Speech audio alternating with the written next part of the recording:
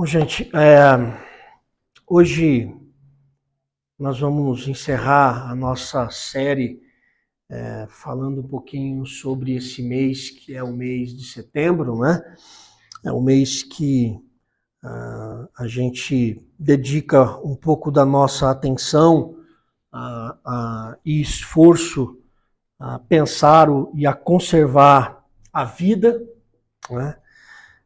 A gente está numa série chamada Eu Escolho Viver, e a gente vai trabalhar um pouquinho hoje, encerrando a nossa série de hoje. Eu não sei se tem aí o folder da próxima. Tem aí? Tá por aí? Não? Então tá. Aí nas redes sociais a gente já divulgou a nossa próxima série da semana que vem.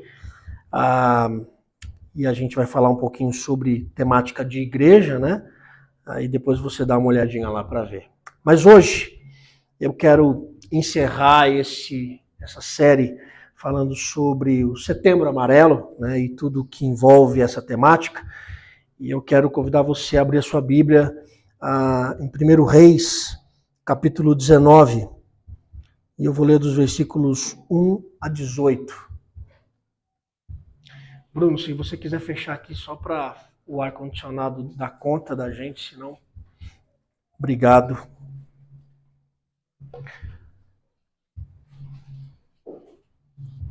1 Reis, capítulo 19, 1 a 18.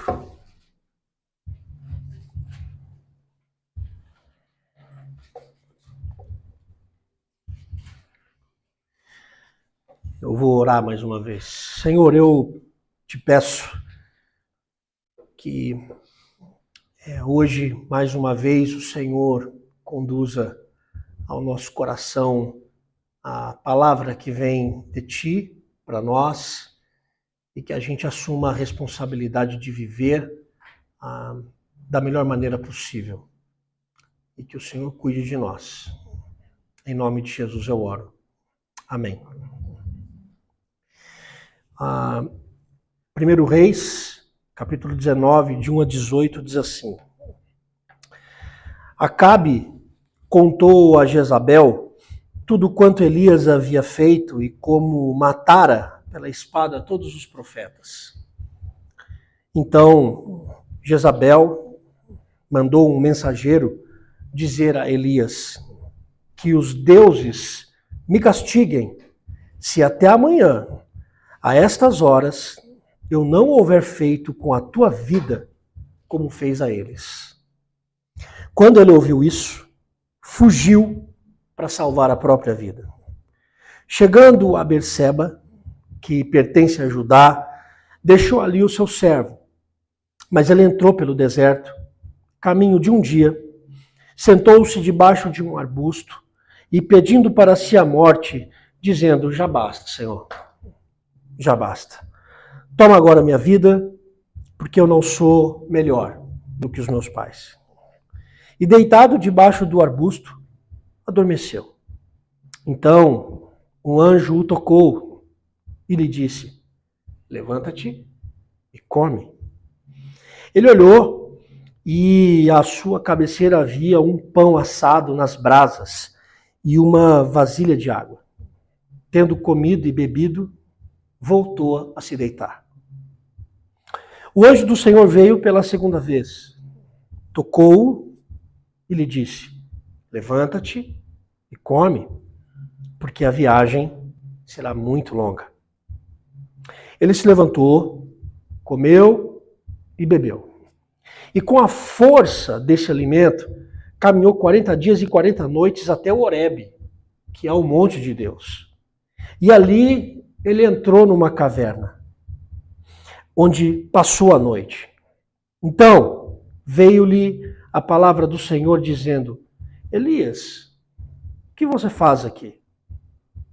E ele respondeu: eu tenho sido muito zeloso pelo Senhor, o Deus dos exércitos, porque os israelitas abandonaram a tua aliança, derrubaram os teus altares e mataram os teus profetas pela espada. E fiquei eu, só eu. E agora procuram tirar a minha vida? E Deus lhe disse: vem para fora e sobe o monte diante do Senhor. Então, o Senhor passou e um grande e forte vento separava os montes e despedaçava os penhascos diante do Senhor. Mas o Senhor não estava no vento. Depois do vento veio um terremoto, mas o Senhor também não estava no terremoto. E depois do terremoto veio fogo, mas o Senhor não estava no fogo. E depois do fogo veio uma voz mansa e suave. Ao ouvi-la, Elias cobriu o rosto com a capa e, saindo, ficou à entrada da caverna. E veio uma voz que dizia: Elias, o que você faz aqui?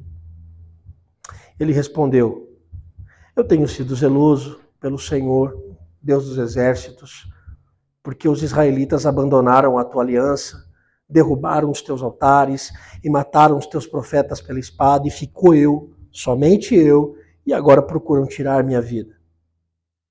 Então o Senhor lhe disse: vai, volta por onde você veio, para o deserto de Damasco, e quando você chegar lá, ungirás a Azael, rei sobre a Síria, e a Jeú, filho de Ninsi, ungirás rei sobre Israel.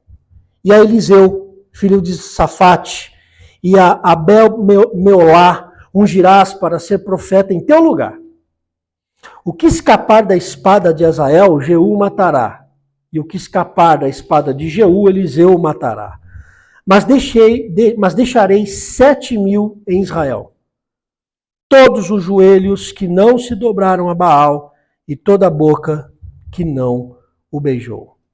Eu vou frisar o último versículo. Mas deixarei 7.000 em Israel, todos os joelhos que não se dobraram a Baal e toda a boca que não o beijou.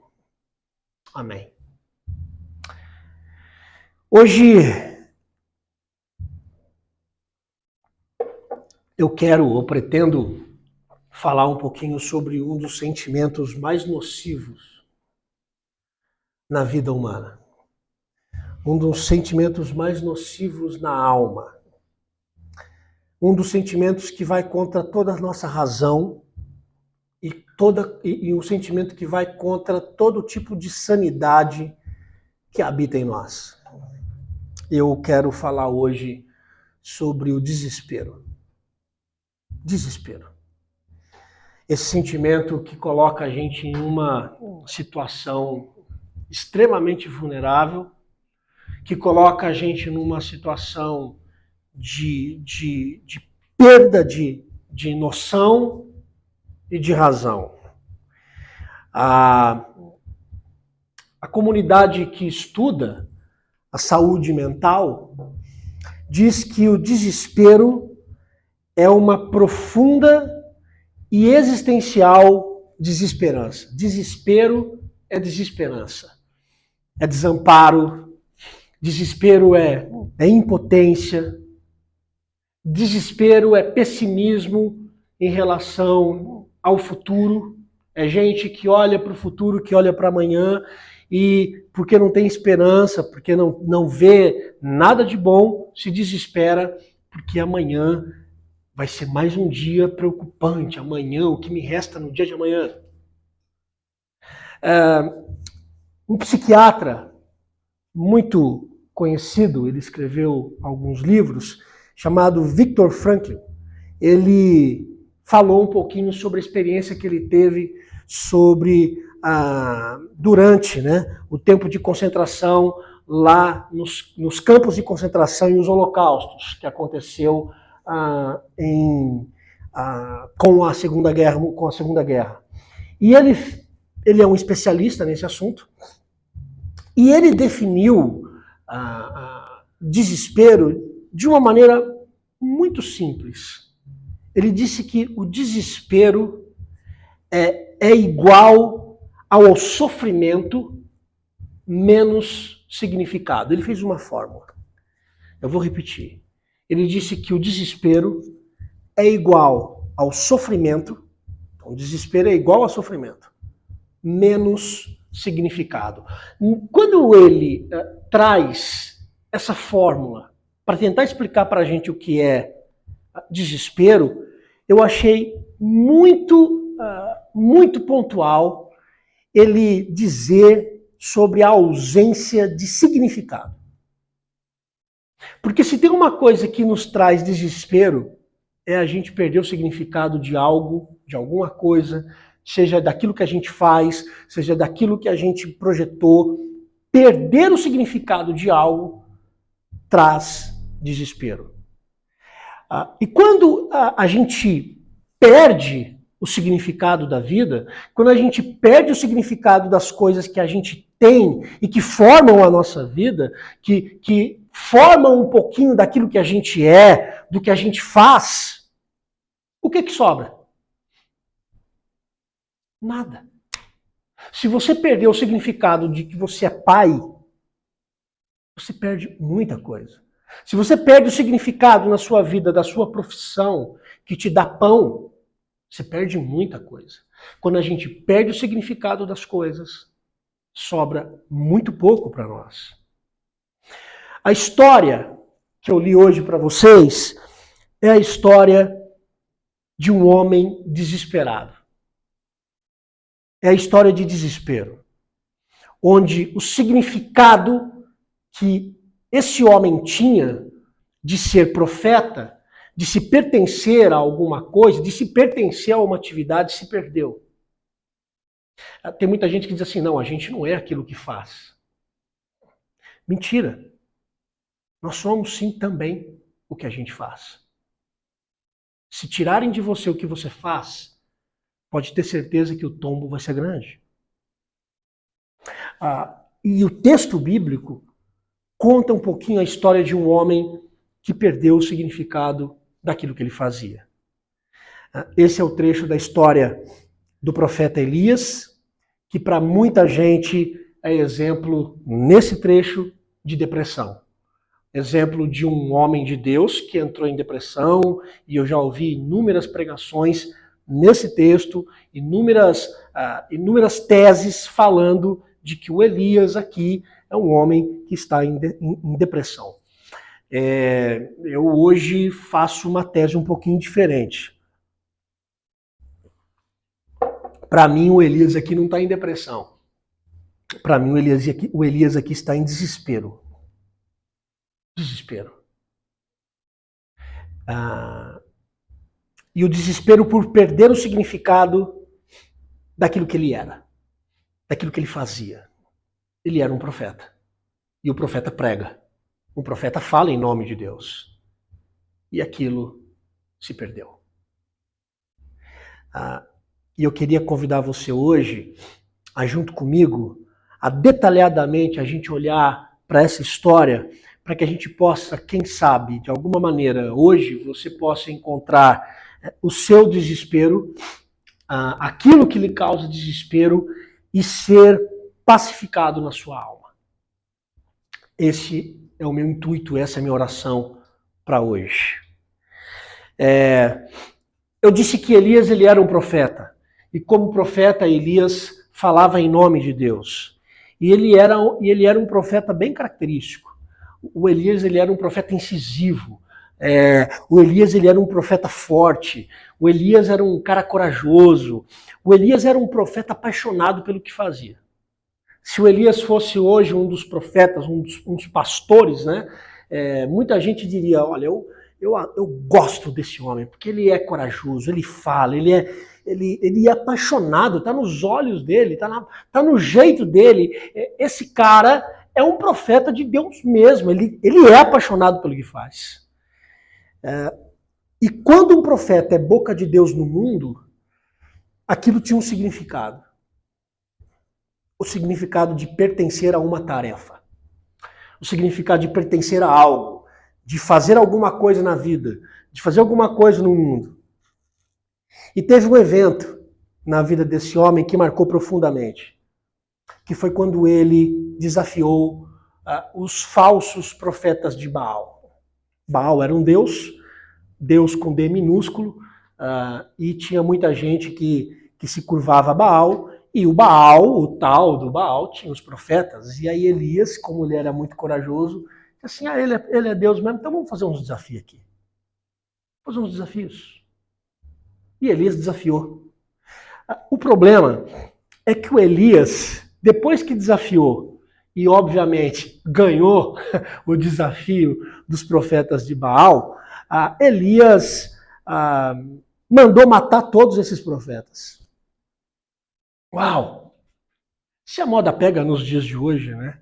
Não estou dizendo que pastor vai mandar matar ninguém, tá? Fique tranquilo, eu não estou armado aqui, tá tudo bem. Mas essa postura dura, essa postura confrontadora na geração de hoje, extremamente fragilizada, na geração de hoje, onde as relações estão extremamente carregadas de erosão, onde tudo é frágil, tudo leva-se para o pessoal. Né? Se temos hoje um profeta como Elias, o cara estava enrolado, mas o Elias, depois que ele fez o que fez, ele mandou dar a limpa, mandou fazer a limpa em tudo. A consciência e esse sentimento de significado estava tudo muito resolvido por Elias. Ele sabia quem ele era, ele sabia o que ele estava fazendo e estava tudo bem, ele estava resolvido. Até que, veja, Elias mandou matar profeta, falsos profetas. E estava tudo bem, estou com a consciência limpa, está tudo bem. Dormiu tranquilo. Até que ele recebe um WhatsApp. Recebeu um WhatsApp. E o WhatsApp com uma mensagem que deixou totalmente transtornado. O rei naquela época era o rei Acabe, chamado e diagnosticado como um dos piores reis da história de Israel. Mas o rei, para aumentar a sua figura e a sua imagem de periculosidade, ele tinha uma esposa tão pior quanto ele, para não falar pior. A mulher desse rei chamava-se Jezabel. A Jezabel mandou um WhatsApp para o profeta Elias. Simples. E ela diz assim, tudo bom, profeta? É o seguinte, eu fiquei sabendo o que você fez com os profetas de Baal. Então, do mesmo jeito que você fez a eles, eu farei a você. Assim, quando um homem ameaça outro homem, o máximo que pode acontecer é o cara fala assim, sai na rua, a gente resolve isso na mão, né?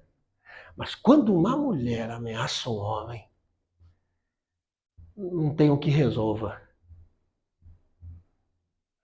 Essa ameaça levou Elias ao caminho mais tenebroso da existência humana. Ele entrou em desespero.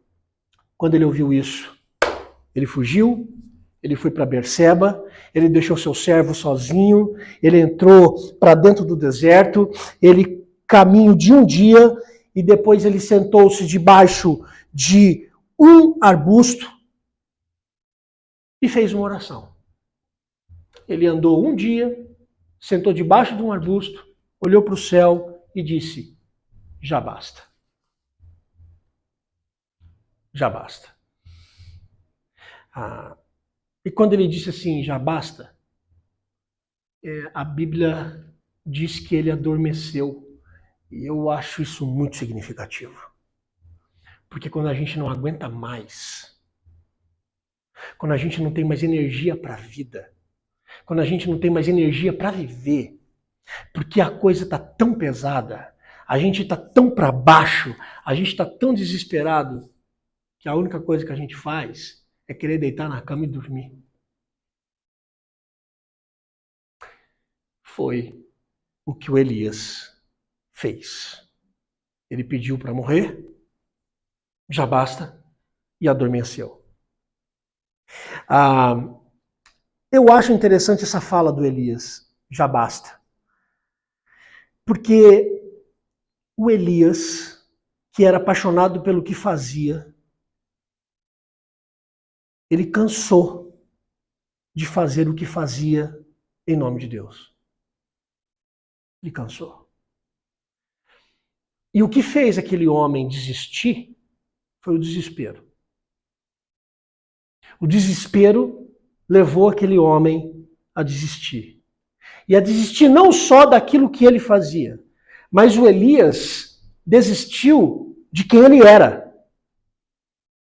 E é interessante, porque no nosso desespero, o que a gente mais quer ter, o que a gente mais quer fazer, nós queremos reencontrar quem a gente era antes do desespero. Cadê aquele cara? Cadê aquela mulher que era assim, que era assado, que mantinha a estrutura emocional assim, assado? Onde é que foi parar? Porque o desespero veio como um tsunami na minha vida e me levou de mim, levou a minha paz de mim, levou a minha sanidade, levou a minha fé, levou as minhas convicções, levou tudo. Eu estou soterrado no meu desespero. E o que a gente mais quer no desespero é reencontrar aquela figura que nós éramos antes do desespero. E aí, como a gente não encontra, a morte passa a ser uma opção plausível. O abandono de tudo, o abandono do que você tinha, o abandono da história, porque tudo perdeu sentido. O Elias jogou a toalha. Søren Kierkegaard, ele disse algo fantástico. Ele disse que o desespero é a doença para a morte. O desespero é a doença para a morte. Se a gente está desesperado, é porque a gente está caminhando para morrer. A situação de Elias nos ensina que o desespero não é abandonar apenas uma tarefa, mas o desespero é um abandono de nós mesmos. Nós nos abandonamos. Quando Elias dormiu, e eu já falei que eu não vejo esse dormir apenas como uma exaustão física, mas eu vejo como uma exaustão emocional. Quando Elias dormiu, um anjo o tocou. Um anjo o tocou. E eu gosto dessa construção. Eu gosto dessa construção. Um anjo o tocou. O Elias dormiu no desespero e um anjo o tocou. Tocou em quem estava intocável. Intocável pela solidão, intocável pela angústia. Eu me lembro de um episódio muito particular que eu tive. Isso foi em 2000, nós estamos em 2024, né? 2023. Foi em 2021. Eu estava dormindo e eu tive um sonho terrível. Um sonho terrível. Eu estava naquele brolho, né? De divórcio, igreja, um trem pesadíssimo. E aí eu tive um sonho. Eu sonhei uma vez com a minha mãe depois que minha mãe faleceu. Uma vez. Eu sonhei com ela 15 dias depois do falecimento dela. Eu me lembro perfeitamente. E nunca mais sonhei com a minha mãe. Mas naquele dia eu sonhei com a minha mãe. E a gente estava na calçada, e eu olhei para ela, e alguém na minha frente morreu. E eu e ela vimos a cena, e eu tomei um susto. E o sangue da pessoa começou a vir na minha direção. Que bizarro. E eu comecei a andar para o lado, eu lembro do sonho perfeitamente. Comecei a andar para o lado e minha mãe foi se afastando de mim. E eu andava e o sangue vinha e o sangue começou a subir em mim. E eu comecei a ficar desesperado. Até que uma mão me tocou. Uma das minhas filhas. A Lavínia me tocou. Eu acordei. Eu lembro que eu acordei. Ela tomou um susto. O que foi, filha? Ela disse assim, nada. Eu só vim aqui te dar um abraço. De madrugada. Levantar para me dar um abraço.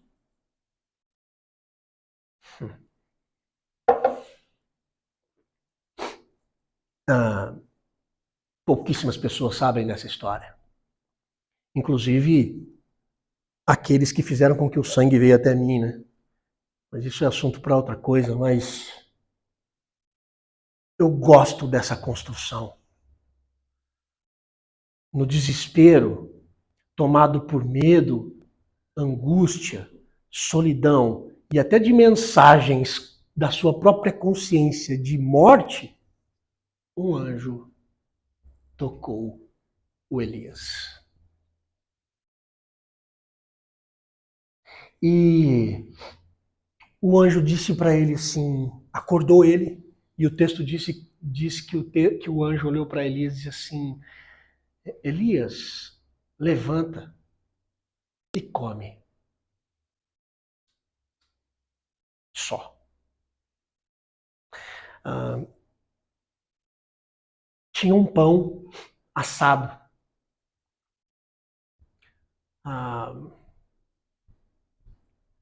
O Elias comeu o pão. E eu acho interessante isso também. Porque Deus providenciou para Elias um mantimento para a vida. Ele dormiu sem comer. Talvez você já tenha feito isso por conta do desespero.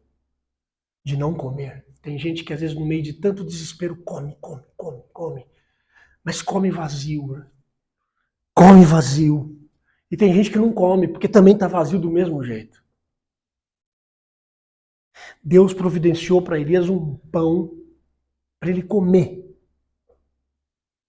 Porque no deserto, sem uma marmitinha pronta, o Elias estava fadado a morrer. E com uma simplicidade feroz, Deus ofereceu para aquele cara que não queria mais ser profeta, que não queria mais nada da vida, ofereceu o básico da existência humana. E o suficiente para a gente perceber o que é a esperança no meio do desespero. Comer e beber. Simples.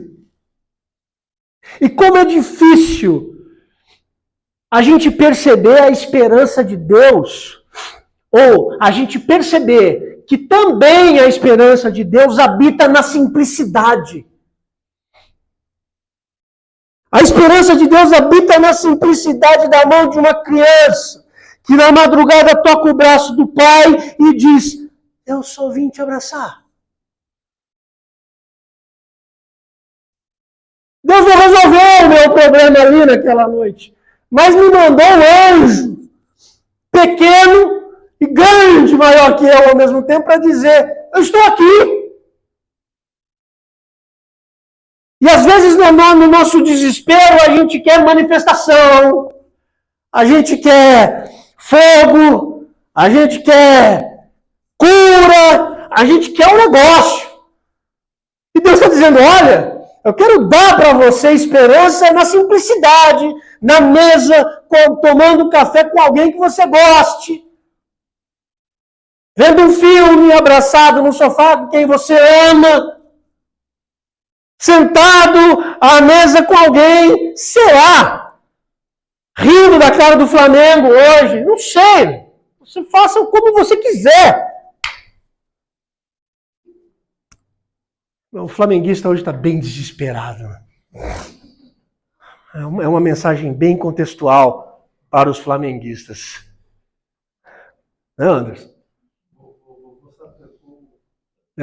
Pois é. A vida, né? É assim. Como é difícil a gente perceber a esperança em coisas simples. Levante e coma. E sabe o que eu acho interessante no versículo 6? É que o Elias estava determinado. O Elias estava determinado a deixar tudo. Porque no versículo 6 ele diz que ele, tendo comido e bebido, voltou a dormir de novo. O texto diz, voltou a deitar. Não voltou a dormir. Ele já tinha dormido muito. Ele voltou a deitar. E eu acho isso significativo, porque a primeira vez que ele deitou para dormir. Adormeceu. A segunda não. É um sinal de alguém que está entregue. Eu não tenho sono, mas eu não vou levantar. Eu não tenho sono, mas eu não vou viver. Eu não estou com sono, não estou com vontade de dormir, mas a minha cama é o meu lugar, eu vou ficar aqui. E voltou a deitar. Essa ação intencional de entrega, de sufocamento, de desespero. Mas sabe o que aconteceu? O anjo voltou. O anjo voltou como um sinal maravilhoso de que mesmo quando eu e você, a gente insiste em voltar na cama dura do desespero, quando eu e você, depois de Jesus ter sussurrado palavras de vida eterna no nosso coração, a gente ainda assim insiste a deitar na cama dura da angústia, na cama dura da solidão, Deus vem de novo para dizer para a gente, levanta, come, porque a viagem é longa. Uau! Eu achei isso fascinante. Quando o anjo voltou para falar com Elias, o anjo disse, levanta e come, porque agora você não vai só levantar e comer. Levanta e come. E olha que legal, porque a viagem é longa. Deus queria que o Elias viajasse. Deus queria que o Elias tivesse uma viagem. Essa viagem que iria levá-lo para a saída do desespero. Só que a gente precisa entender que essa viagem que sai do desespero não é assim, ó. Vou orar por você hoje, você que está desesperado e desesperada, né? Lembrei do programa antigo do Sérgio Malandro, A Porta dos Desesperados, né? Tá me vindo um monte de coisa. A gente, essa coisa não é assim, eu vou orar por você para você sair do desespero e você vai sair daqui livre. Não. Olha o que o texto diz. Você vai levantar e vai comer e você tem uma longa jornada. Não é simplista e também não é rápido sair do estado de desespero. Porque a saída do desespero precisa ser vista como uma jornada que é longa. Todos os dias dando um passo importante. E vale lembrar que a comida para essa viagem da saída do desespero não é uma comida que o Elias fez para si mesmo, porque ele não tinha condições nenhuma. A comida quem deu foi Deus. Porque nesse lugar de angústia, nesse lugar de desespero, não é o lugar que Deus nos quer ver. Então, todas as vezes que você deitar nesse lugar, Deus vai usar um anjo com uma mão leve e às vezes bem pesada para bater em você e dizer, levanta e come. Porque a viagem é longa. E o Elias teve de fato uma viagem bem longa. Ele comeu e bebeu. E sabe quanto tempo de viagem? 40 dias e 40 noites.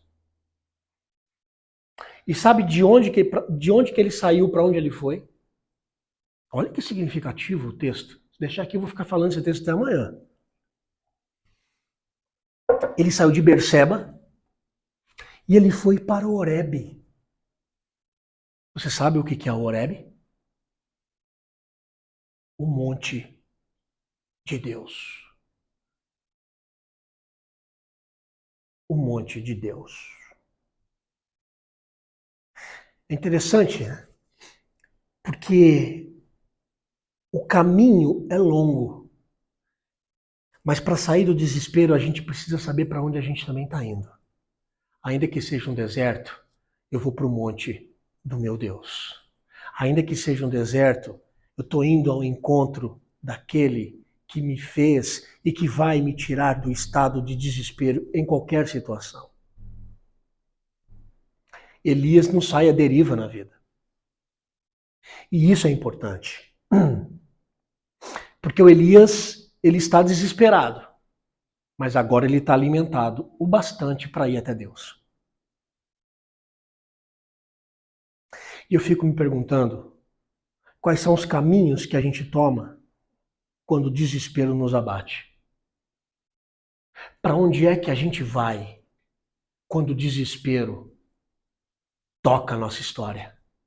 Para qual é o caminho que a gente vai optar a trilhar quando o desespero nos sufoca?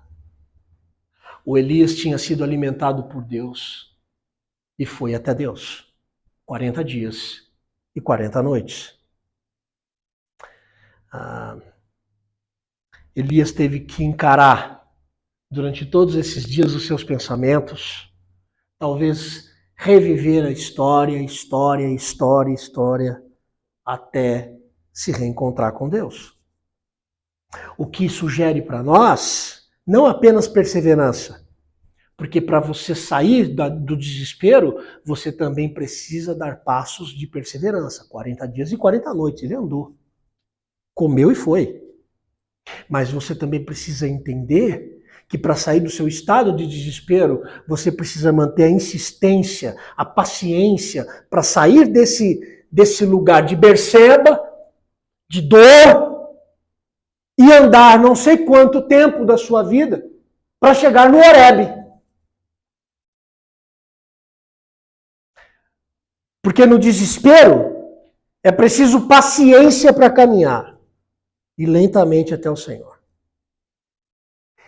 E a Bíblia está cheia de pacientes desesperados.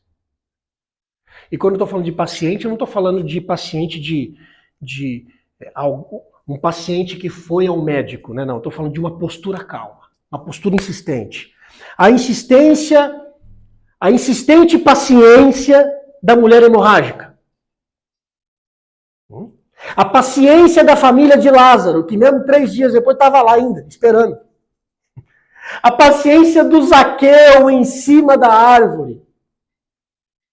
Todos desesperados na alma, mas com uma paciência que fizeram com que aquelas pessoas, ainda que lentamente, fossem até Jesus. E aí, quando Elias chega no Monte Horebe, para onde ele vai? Ele caminhou 40 dias e 40 noites, ali chegou diante de Deus, no Horebe, chegou na igreja. Chegou na igreja, no monte de Deus. O que ele fez? Cantou um louvor, escreveu um salmo numa pedra? Sabe para onde ele foi? Caverna. Interessante, né? Nós não tratamos as pessoas que estão em depressão, ou as pessoas que passaram por depressão, ou as pessoas que passaram por um trauma forte na vida, nós não tratamos com paciência. Né? E a gente acha que porque elas chegam na igreja, elas têm que estar... Não. O Elias foi para a igreja e buscou a caverna. O último canto, lá, escondido, não queria ver ninguém. Eu estou no monte de Deus, tudo bem, mas eu estou dentro da caverna. Numa clara disposição de enclausuramento.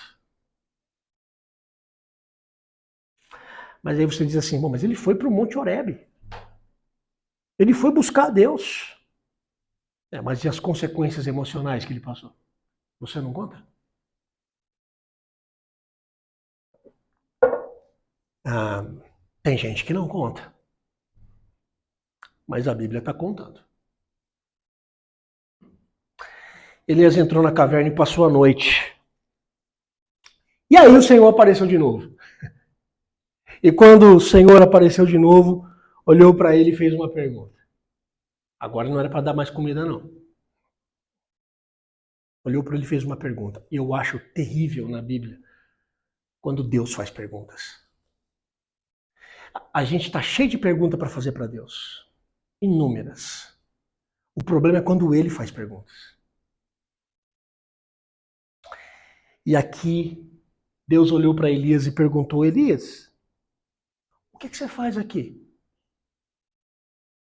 O que você faz aqui? Tipo assim, né? O que você quer? E eu achei interessante a resposta do Elias. O Elias apresenta um monte de justificativa. Basicamente, o Elias chega para Deus e diz assim: olha, eu fiz tudo certinho, eu fiz tudo do jeito que você queria, eu falei do jeito que você queria, eu me coloquei, eu me doei, fui apaixonado nesse negócio. E sabe o que aconteceu? Eu me lasquei todinho. E mais, só sobrou eu nessa história. Não, eu não dou mais para isso. Ele ia dizer assim, não, e sabe Deus, eu não sei se você sabe Deus, mas eu vou te dizer, todos os outros profetas, todo mundo morreu. Aconteceu a mesma coisa com eles. Então assim, esse negócio não tá me dando mais saúde emocional. Não dá mais. Só sobrou eu. Elias entrou nesse ciclo de desespero que o fez pensar que ele nunca mais pensaria em ser um profeta. E as perguntas e as justificativas do Elias é mais ou menos às vezes como a minha, como a sua, do tipo, valeu a pena ser fiel a Deus? Valeu mesmo. O povo me batendo, chacoalhando a gente, valeu a pena ser fiel a Deus? Valeu a pena seguir à risca ao que Deus queria? Antes do desespero, é interessante que essa pergunta nem passava pela cabeça do Elias, né? Porque ele estava bem. Mas depois que ele perdeu tudo e o desespero tomou conta dele, essa é a fala dele agora. Esse é o lugar dele.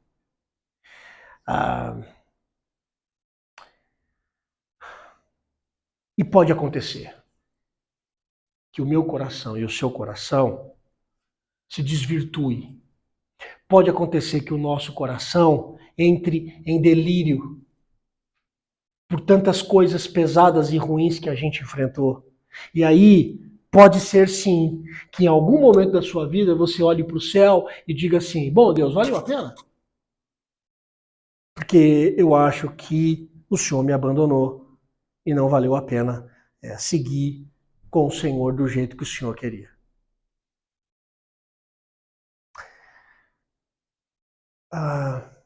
Eu não sei se você já falou isso para Deus.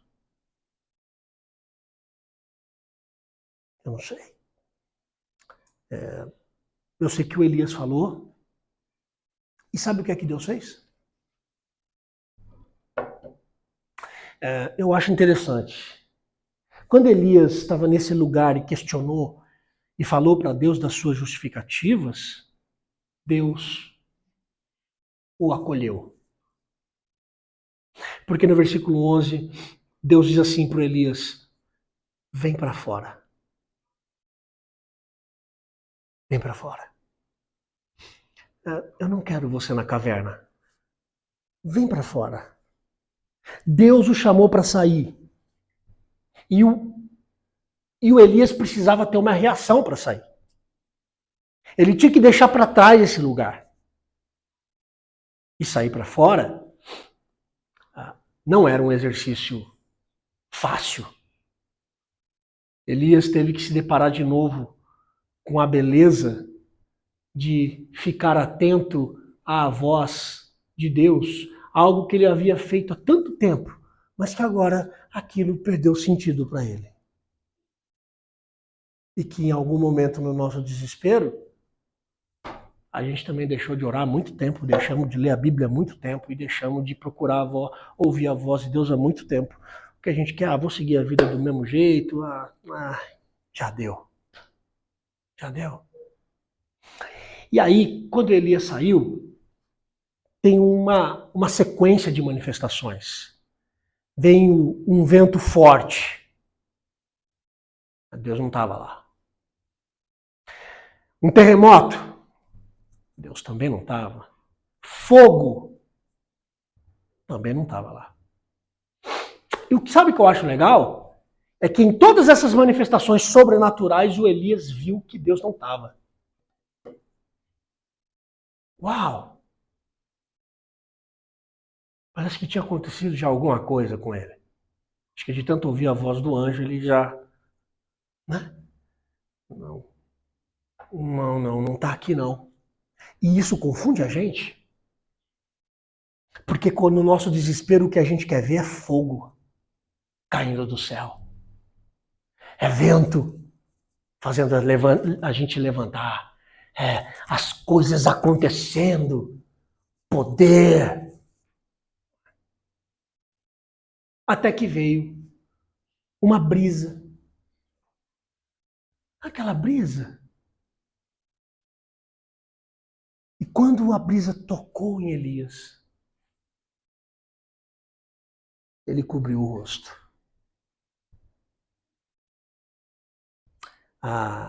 E sabe o que eu acho interessante? É que o texto diz que quando Deus chamou Elias para fora da caverna, ele não saiu de todo na caverna. Você sabia? Quando Deus chamou Elias, ele não saiu lá para fora assim da caverna, não. Ele ficou na porta da entrada da caverna. Porque depois que aparece a brisa, o texto diz que Elias cobriu o rosto e saindo, ficou à entrada da caverna. E aí aparece uma voz de novo que disse: o que é que você faz aqui? Quer dizer, Deus chamou ele para sair da caverna e ele ainda ficou ali, naquela luta. E o negócio acontecendo lá fora, ele disse: não, mas quando bateu a brisa, ele cobriu o rosto. E foi até a entrada da caverna. Ele não, agora o Senhor está aqui. E foi quando Deus pergunta para ele: o que é que você faz aqui de novo? A mesma pergunta. É interessante, né? Porque no desespero do Elias, Deus usa também calma para falar com ele.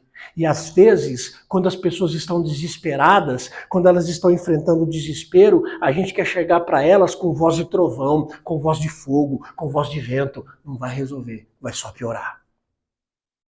A maneira didática como Deus tratou o coração do desesperado Elias é algo que eu e você precisamos aprender na vida. Com o desesperado, a gente fala manso e calmo.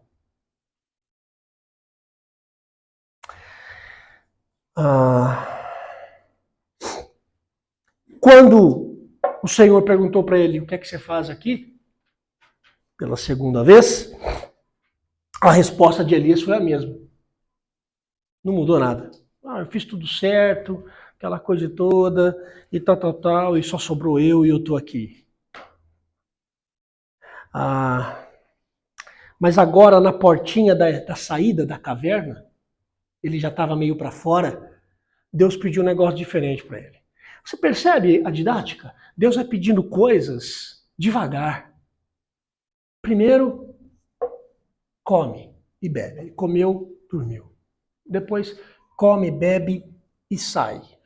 Comeu, bebeu e viajou. Dormiu de novo.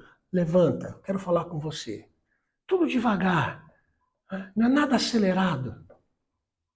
E aí agora que ele está na saída da caverna, Deus olhou para Elias e falou assim: então, você vai voltar. Você vai voltar. De onde você veio? Lembra os 40 dias, 40 anos? Agora ele volta. Volta para onde você veio. Eu acho isso muito didático. a gente ter a capacidade de olhar para trás e voltar, não mais como um desesperado, mas a gente a voltar a encontrar a Deus e voltar com Deus naquele cenário de um modo diferente. Aquela história não vai mudar mais, mas como eu me direciono a ela, muda. Isso muda.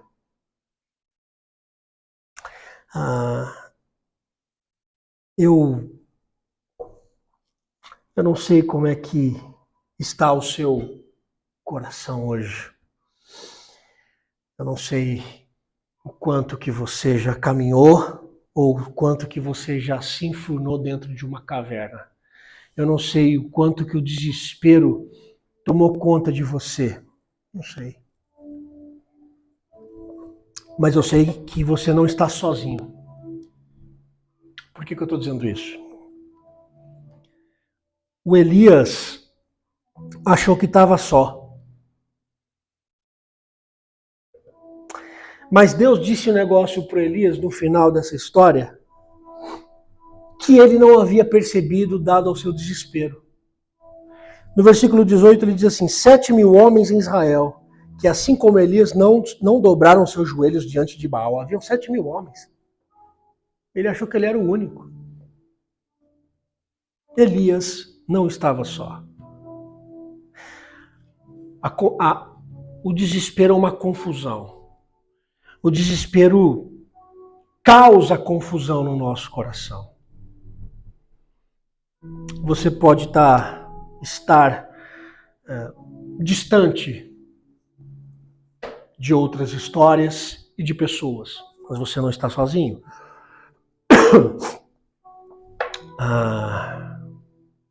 Você pode ter acumulado no seu coração histórias de desespero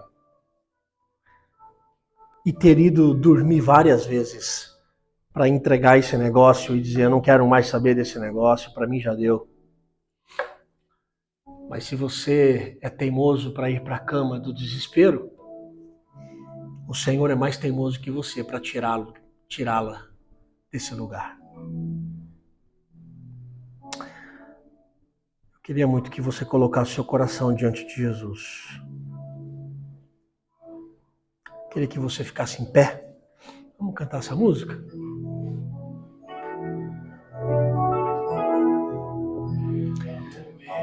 Momentos que na vida pensamos em olhar.